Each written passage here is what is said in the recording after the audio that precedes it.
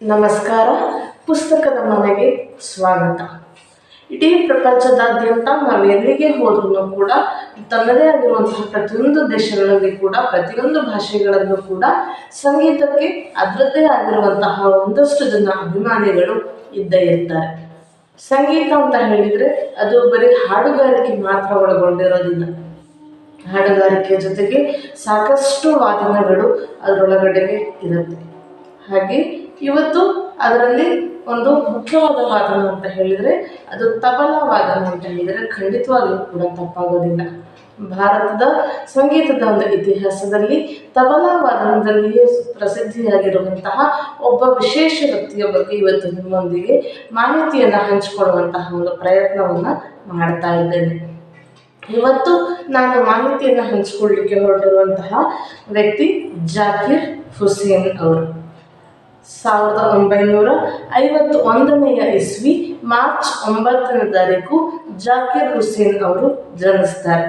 ಮಹಾರಾಷ್ಟ್ರದ ಮುಂಬೈನಲ್ಲಿ ಜನಿಸ್ತಾರೆ. ಇವರ ತಂದೆ ಕೂಡ ಅವರು ಸಂಗೀತ ಕ್ಷೇತ್ರದಲ್ಲಿ ಇದ್ದವರು. ಅವರ ತಂದೆಯ ಒಂದು ಶಿಸ್ತು, ಅವರ ತಂದೆಯ ದಿನನಿತ್ಯದ ಜೀವನದಲ್ಲಿ ಇದ್ದಂತಹ ಒಂದು ಪರಿಪಾಠಗಳೇನೆ ಜಾಕಿರ್ ಹುಸೇನ್ ಅವರ ಮೇಲೆ ಅಗಾಧವಾದಂತಹ ಪರಿಣಾಮವನ್ನು ಬೀರುತ್ತೆ. ಅವರ ತಂದೆಯ ಒಂದು ಶಿಸ್ತಿನಿಂದಲೇ ಅವರು ಸಂಗೀತ ಕ್ಷೇತ್ರದಲ್ಲಿ ಸಾಕಷ್ಟು ಒಂದು ಹೆಸರನ್ನು ಮಾಡಲಿಕ್ಕೆ ಕೂಡ ಅದು ಕಾರಣ ಆಗುತ್ತೆ. ಅದರ ಜೊತೆಯಲ್ಲಿ ಅವರ ಪ್ರಾಥಮಿಕ ಶಿಕ್ಷಣವನ್ನು ಮುಂಬೈನ ಮಾಹಿಮ್ ಪ್ರದೇಶದ ಸೇಂಟ್ ಮೈಕಲ್ ಶಾಲೆಯಲ್ಲಿ ಅವರು ಮುಗಿಸ್ತಾರೆ. ಅದಾದ ನಂತರದಲ್ಲಿ ಸುಮಾರು 7ನೇ ವಯಸ್ಸಿನಲ್ಲಿ ಅವರು ಬೇರೆ ಬೇರೆ ಕಡೆಗಳಲ್ಲಿ ತಮ್ಮ ಒಂದು ತಬಲಾ ಪ್ರದರ್ಶನವನ್ನು ಕೂಡ ನೀಡ್ತಾ ಹೋಗ್ತಾರೆ. ಅದರ ಜೊತೆಗೆ ಸುಮಾರು 12ನೇ ವಯಸ್ಸಿನ ಹೊತ್ತಿಗೆ ಆದ್ಮೇಲೆ ಅವರು ಅಂತಾರಾಷ್ಟ್ರೀಯ ಮಟ್ಟದಲ್ಲಿ ಗುರುತಿಸ್ಕೊಳ್ಳಿಕ್ಕೆ ಪ್ರಾರಂಭ ಮಾಡಿರ್ತಾರೆ. ಅಂದರೆ ಅಂತಾರಾಷ್ಟ್ರೀಯ ಮಟ್ಟದಲ್ಲಿ ಬೇರೆ ಬೇರೆ ದೇಶಗಳಲ್ಲಿ ಅವರು ತಮ್ಮ ಒಂದು ತಬಲಾ ವಾದನವನ್ನು ಪ್ರದರ್ಶನ ಕೂಡ ಮಾಡಿರ್ತಾರೆ. ಅದಾದ ನಂತರದಲ್ಲಿ ಸೈಂಟ್ ಝೇವಿಯರ್ ಕಾಲೇಜಿನಲ್ಲಿ ಪದವಿಯನ್ನು ಕೂಡ ಪಡ್ಕೊಂಡಿದ್ದಾರೆ.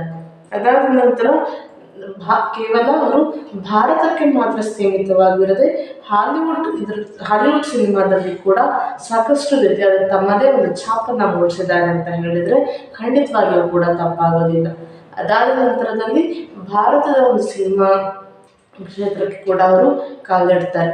ಸಾಕಷ್ಟು ಸಿನಿಮಾಗಳಲ್ಲಿ ಅವರು ತಮ್ಮದೇ ಆಗಿರುವಂತಹ ಕೊಡುಗೆಗಳಿಂದ ಕೂಡ ಕೊಡ್ತಾ ಹೋಗ್ತಾರೆ. ಇದಾದ ನಂತರ ಅವರ ಒಂದು ಪ್ರಶಸ್ತಿಗಳನ್ನು ನೋಡ್ತಾ ಹೋಗೋದಾದರೆ ಸುಮಾರು 5 ಬಾರಿ ಗ್ರಾಮಿ ಪ್ರಶಸ್ತಿಯನ್ನು ಪಡ್ಕೊಳ್ತಾರೆ. 1988 ಇಸ್ವಿಯಲ್ಲಿ ಪದ್ಮಶ್ರೀ ಪ್ರಶಸ್ತಿಯನ್ನು ಪಡ್ಕೋತಾರೆ.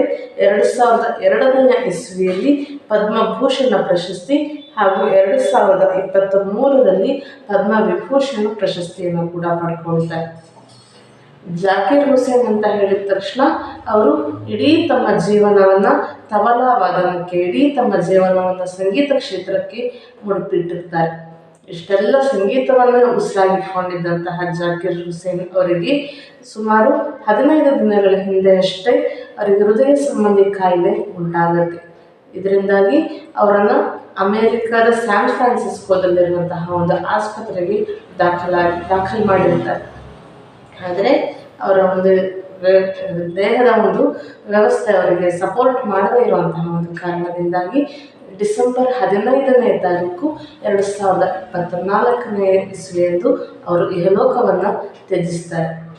ಇದಿಷ್ಟು ಜಾಕಿರ್ ಶರೀಫ್ ಅವರ ಕುರಿತಾಗಿ ಒಂದಷ್ಟು ಸಂಕ್ಷಿಪ್ತವಾಗಿರುವಂತಹ ಮಾಹಿತಿ. ಮುಂದಿನ ವಿಡಿಯೋದಲ್ಲಿ ಇನ್ನೊಂದು ಮಾಹಿತಿಯೊಂದಿಗೆ ನಿಮ್ಮ ಮುಂದೆ ಬರ್ತೇನೆ. ಅಲ್ಲಿವರೆಗೆ ನಮ್ಮ ವಿಡಿಯೋಗಳನ್ನು ನೋಡ್ತಾ ಇರಿ.